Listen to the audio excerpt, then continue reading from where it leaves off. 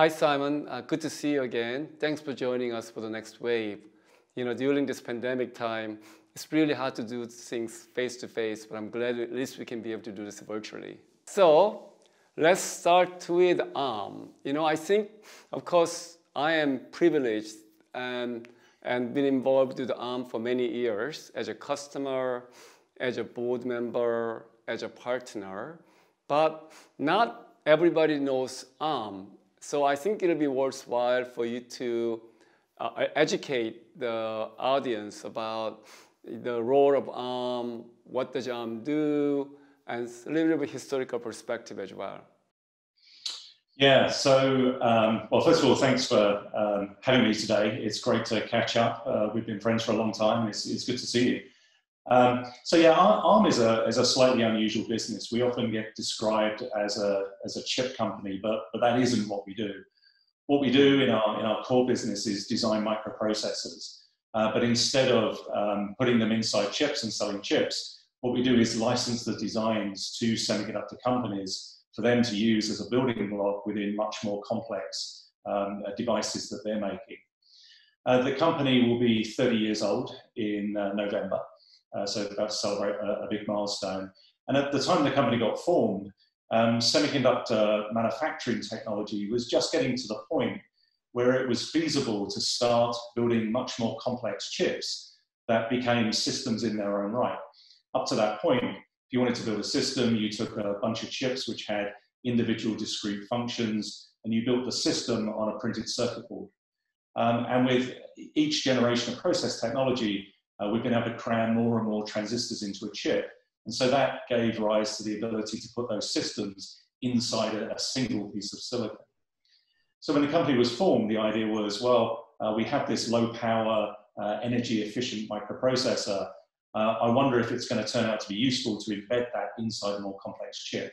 We didn't know what the killer application was going to be, but it turns out that in pretty much every application, embedding a microprocessor, adding intelligence turns out to be incredibly useful. Mm-hmm. Yeah, I mean, I remember the discussions at the boardrooms, and we're looking at a number of applications, and it's just incredible how widely ARM architecture has been adopted around the world. And obviously for consumers that doesn't know much about ARM, they probably have no idea that they actually are living with ARM every day. Absolutely, yeah. Yeah, the business model of licensing technology to other chip companies to enable them to put intelligence into a chip, to build an ecosystem around it, has proven to be incredibly successful. We have today over 500 different companies around the world building chips based on the ARM architecture. There's a big ecosystem around that, providing software and other design services to make that all happen. But the real kind of the real impact though is in all the consumer devices, all the devices that go into enterprise networks and drive the internet. There's just so many of them that are now based on the ARM architecture. Over the history of the company, there have been now over 180 billion chips built using the ARM architecture, which is quite an outstanding number. It took something like 11 or 12 years to get to the first billion chips. And now our licensees, our partners, ship more than 22 billion a year. I mean, it's quite incredible. There's something like over 700 per second being manufactured. The scale is just astronomical. That is incredible number and incredible reach. For small company, they came out of Cambridge, and today it has a huge footprint that all of us in the world are living with. Anybody that has mobile phones, or anybody that has the automotive applications, or embedded applications like robotics, has ARM in it. You may want to give some perspective around what did it take for you to build such a, what I call the digital architecture of choice in today's world that came out of Cambridge, UK? Yeah, I mean, I have to sort of pinch myself to think about just exactly what we've achieved. When I joined the company right at the beginning, I was lucky enough to be the 16th employee, and we were in a converted turkey barn in the middle of the Cambridge countryside. And the technology span out of a British computing company called Acorn. It was a joint venture with Apple. Apple wanted this processor to put inside the Apple Newton, if you remember that, the first digital personal assistant. We just kind of looked for other applications where this technology might be useful. We went knocking on doors and trying to convince people that if they wanted to put a processor inside their chip, it would be a good thing to help try and establish a global standard, a standard around which we could build this ecosystem that would drive down the cost of implementing a processor inside a chip. We knew from day one there was no way we could do everything ourselves. And so we set out to build a network of partners who were going to be able to use the technology and to prosper from using their technology by building their businesses around this standard. So the goal really, genuinely from day one was to create a global standard that would make it very efficient to put this intelligence inside chips. And that's turned out to be incredibly successful. That's the kind of philosophy that we've taken to it. Build the company based around partnership and ecosystem. Samsung team really appreciate the partnership that ARM has given, and all of our mobile phones and TVs and others have an ARM architecture in it, like multiple of them in actually even one phone. So it just shows the power of the processors and ecosystem that the ARM team has driven. You also took this strategy of partnership and building an ecosystem of others to join in, which made it even stronger. But also you had an angle of providing low power, which I think if you think about traditional players, focus on more about performance at power, and is always driving huge power footprint. And I think what you have done in some ways, that idea of this innovator's dilemma coming from the below and just hitting it on the incumbent, not being able to even deal with the kind of equation that you've been working on, is an interesting lesson for how the new architecture can come. Of course, it took time, but it does show that new architecture can come at a right time when you are patient and if you build ecosystem and partners. It's an interesting discussion that I'd like to get your perspective on this. At the time that the company was formed, as I said, that semiconductor process technology was really improving rapidly, and it enabled computing to evolve in two different directions at once. There was the how much performance can I squeeze out of these transistors that are put into a chip, and my only constraint is how much electricity can I get from a wall socket, and that was one way to go. And then there was this idea that if you can eliminate as much power as possible, then you open the door to many, many devices which could then run on batteries. And that was the angle that we took. So we always looked for how can we simplify the design? How can we really analyze the design to look at where the power is being consumed and use smart circuit techniques, smart architectural techniques to make the processor as energy efficient as we possibly can. And so every time when we're looking at a new design, we're thinking, what is the trade-off? How much power have I got? And how much performance can I deliver with the technology within that power budget? And that's how we think about the design process. And then, the way our business model evolved, it was about licensing to others. So we really had to think about our success coming when that licensee of ours actually got into production. So as well as our own technology, we were thinking about who else do we need to work with? What about the companies that provide EDA software, the software that's used to actually design a chip? Let's go and work with them. Let's go and think about how quickly a chip designer can get through the design process using our IP and their tools. Let's think about the end manufacturing technology. So we're always thinking about energy efficiency. That's important in anything that you're carrying around in your pocket, of course, but it's actually important everywhere. And then how can we optimize across an ecosystem to produce the best result? What makes it unique is the fact, unlike other players, you're not just making product, but you're making and building ecosystem so that the customer can be successful by providing the better tools and better alignment to the manufacturing, SKU, all those type of things. It's incredible what you have done to accelerate the development of new electronics by not being able to design these very traditional custom compute engines. And then you, of course, add other blocks like graphics and networking as well as interface logics and all those different blocks that people need to build the chips. They made it easier for them to do it. So I think this whole idea of creating digital architecture is really a modular architecture. And I think ARM, in a way, pioneered it from traditional compute perspective. And you made a migration to much a next generation approach. And the question I guess I have is now, what's next coming, given that some of the announcement that was made by NVIDIA that wants to have ARM. So I'd like to get your perspective of what is your view of synergy? Why do you think NVIDIA will benefit by working with ARM to take care of and provide the benefits to your customers? The applications for computing have grown and grown and grown over the years. You know, the ability to put so much intelligence into a piece of silicon for such little cost has just driven an explosion of the number of end devices. And of course, we live our lives today, you know, with mobile devices, with just all this electronics that we take for granted. But and whilst we've driven a lot of efficiency and advances in the compute engines that are in these silicon chips, the nature of that computing has been fairly constant over the years.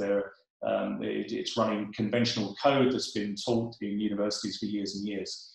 There is a transition coming though. Over the last little while, we've seen massive improvements in the field of artificial intelligence. And we look at the next generation of computing being a combination of classical computing and AI-driven computing, where data is being used to make decisions and being used to make decisions in an autonomous way through algorithms that are effectively using machine learning and AI techniques to extract information and look for patterns within that data. So I think the nature of computing is changing. We've been studying that. We've been expanding our own products to provide machine learning accelerators, to provide software frameworks to allow applications to be built. And NVIDIA have been driving that to huge success. Thinking about very high performance applications for AI. Now, both companies, we see AI just going everywhere, being as pervasive in the future as conventional computing is today. And we believe that if we take the strengths of ARM, the ability to create pervasive technology, to be able to create ecosystems around what we do, we take that and we combine it with the strengths of NVIDIA. All the work they've done on really high performance AI compute, the work they've done on the software stack to enable applications to be built. If we put that together, we think that creates a really compelling future in delivering how we deliver this next generation of compute. So that's what's behind the acquisition. Given the importance of ARM and its architecture for really number of devices that are based on what we call digital architecture, and I think you mentioned 190 billion. Soon, by the time we are done with our interview, maybe it'll be 191 billion. It's accelerating. But, the safety and security is something that people are really worried about as the architecture proliferates and reaching the mass number of devices. So I want to just get your perspective around what is ARM doing about the security? Yeah, it's a huge subject for us, and it's a sort of horizontal technology that cuts across absolutely everything that we're doing. To your point, you can build like incredibly secure systems, and you find it's the smallest, cheapest thing that created the entry point into the network. So specifically around that, we've been looking at how people build secure IoT devices for some time now. We introduced what we call the Platform Security Architecture, PSA, which is a set of guidelines for how people build very small, very low cost IoT devices, but have an architecture that then enables secure software to be built on top of them. So by defining the kind of building blocks that need to be within the chip, how to partition memory up, how to keep encryption keys away from main memory, how to partition algorithms, how to build a secure operating system. That's really important because in a world of a trillion connected things, a world of billions and billions of IoT devices, it only takes one for the bad actor to be able to get into the network, and we want to do everything we can to try and prevent that. We've also been thinking about how software on those devices get managed through its lifetime. Any computer that you might use, you can have operating system updates pushed to it if there's a security issue. We need that to be in place for absolutely everything that's connected to the network. And that's a huge piece of work that is ahead of us for the industry. And then, as you say, security needs to go everywhere. We're thinking about how big CPUs that sit in cloud data centers, how are the applications within them separated from each other? How does the hardware help support that? How do you contain something if there is, if some application does get penetrated, how do you contain it so it can't get into the rest of the system? It's driving changes in the base architecture. It's driving changes in the way that software is written across all of these devices. And again, we're taking a very partnership-based approach to try and help address these problems, working with people, thinking about what solution is going to be needed, not just tomorrow, but 5-10 years from now, and thinking through the changes in the architecture that are going to be required to deliver that.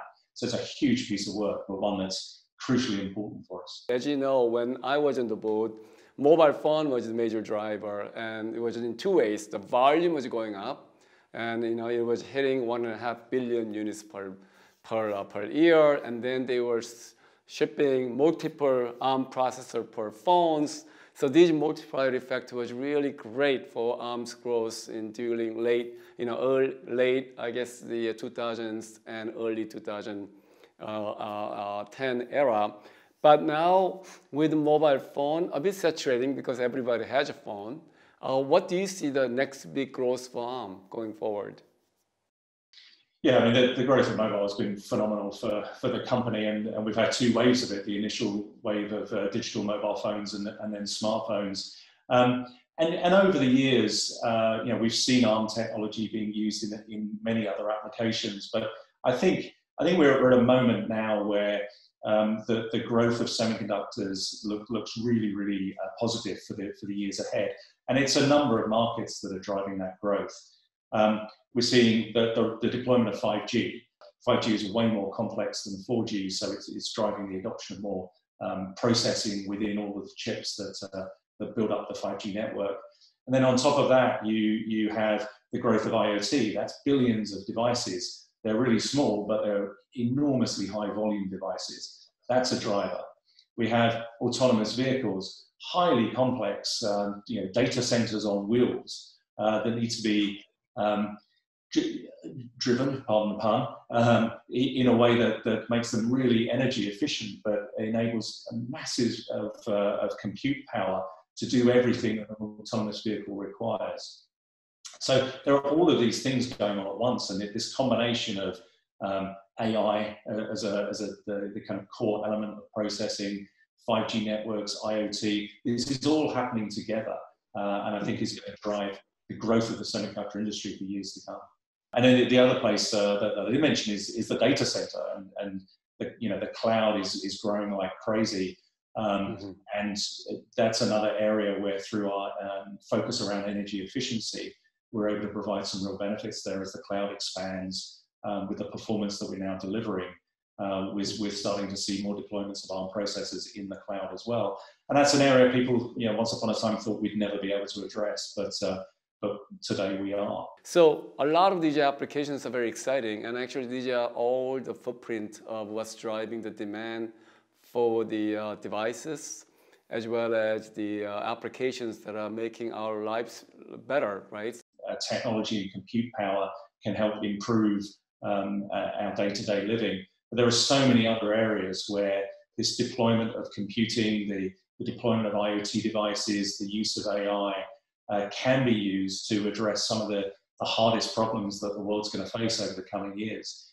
Things like climate change, things like growing population, things like pollution, everything that's encapsulated by the UN Global Goals. These are areas where technology can make a big difference, and it's something, I know it's an area of focus for you personally, Young. I know it's an area of focus for Samsung. And it's something that we're big believers in, that technology can help play a role. I actually do appreciate also being supportive of the initiative that I also started called ExtremeTech Challenge. Startup companies using technology and innovation, entrepreneurship to solve the sustainability issues. And I'm hoping that all of us in corporations, they can be able to work with startups to accelerate these innovations. So I'm going to continue to support and push ExtremeTech Challenge. And I also know that you have 2030 goals that you've been pushing as a part of same agenda in a different scale in the time frame.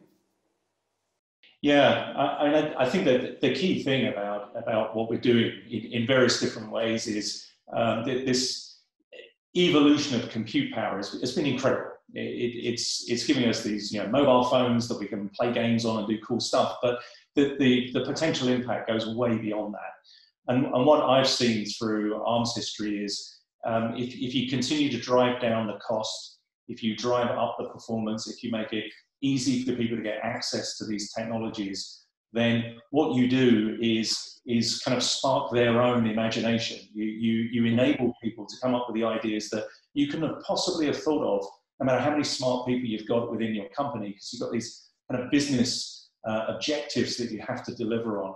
But if you can put all those tools in the hands of other people, then they come up and they create great ideas.